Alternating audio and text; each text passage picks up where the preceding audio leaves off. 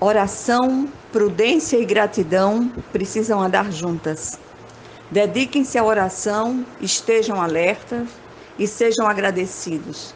Sejam sábios no procedimento para com os de fora. Aproveitem ao máximo todas as oportunidades. O seu falar seja sempre agradável, temperado com sal, para que saibam como responder a cada um. Colossenses 4, 2, 5 e 6. O texto lido fala de oração, de prudência e de gratidão. Somos instados a orar, nos portar com prudência, que é a capacidade de agir com sabedoria e discernimento diante das situações enfrentadas, além, é claro, de ter um coração sempre grato ao Senhor. Paulo chama seus leitores em Colossos a um andar dependente de Deus. O chamado de Paulo para aqueles dias tem uma repercussão também na vida dos cristãos contemporâneos. Os antigos já diziam que prudência e caldo de galinha não fazem mal a ninguém. Grande verdade que deveria ser praticada. Paulo não economiza conselhos e ordenanças aos seus leitores quanto ao exercício da prudência. O prudente é alguém que vigia, ele dificilmente é apanhado de surpresa. O prudente sabe quando falar e quando calar. Não tem sido fácil encontrar prudentes em nossos dias, o que é lamentável quando isto acontece no meio dos que se dizem cristãos. Devemos vigiar em oração perseverante, já com ações de graças. Clamemos sem desistir. Busquemos e esperemos confiantemente no Senhor, como o salmista no Salmo 40. Apresentemos as nossas demandas diante dele já com ações de graças. Gratidão é a certeza do que já recebemos da parte de Deus. Aprendamos a olhar com os olhos da fé. A prudência é filha da sabedoria e mãe do discernimento. E quando ela se associa à oração, o resultado pode ser surpreendente. O prudente é sempre um bom observador. Ele sabe que dos mestres da parte de Deus, a observação é um dos mais excelentes.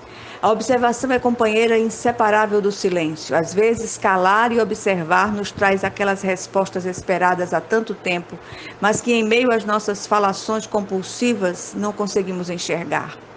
Tem coisas que o prudente sabe que não deve falar com ninguém, mas apenas com o Senhor em oração perseverante. Há palavras sábias que podem nos tirar de muitas encrencas, mas há silêncios prudentes que evitam que nos encrenquemos. Tenhamos cuidado com o testemunho com os que são de fora, aos que são de fora. Aproveitemos as oportunidades. Paulo nos alerta aqui quanto ao testemunho para com os de fora. Contudo, não podemos nos esquecer dos de dentro, especialmente dos novos cristãos. Que coisa séria. Muitas vezes o nome do Senhor tem sido blasfemado por causa dessa prática. Cuidado com falar, que as nossas palavras sejam sempre agradáveis, temperadas com sal. Aproveitemos as oportunidades de apresentar o Cristo àqueles que não conhecem. Façamos isto, se preciso, com palavras, mas sobretudo com o nosso testemunho. Se não conseguimos deixar de falar da vida de alguém, que tal falar da vida de Cristo? Que o nosso falar seja sempre agradável e temperado com sal e transmita graça aos que ouvem. Que saibamos com sabedoria responder a cada um dos que nos indagam sobre as coisas espirituais. Como o texto aqui é dirigido aos cristãos, nada pode ser mais devastador do que alguém que se diz cristão, mas não consegue controlar a própria língua. O falar temperado, ou melhor, destemperado, tem levado desgosto e morte a tantas pessoas. Não é incomum encontrarmos cristãos inconvenientes e injuriosos no seu falar.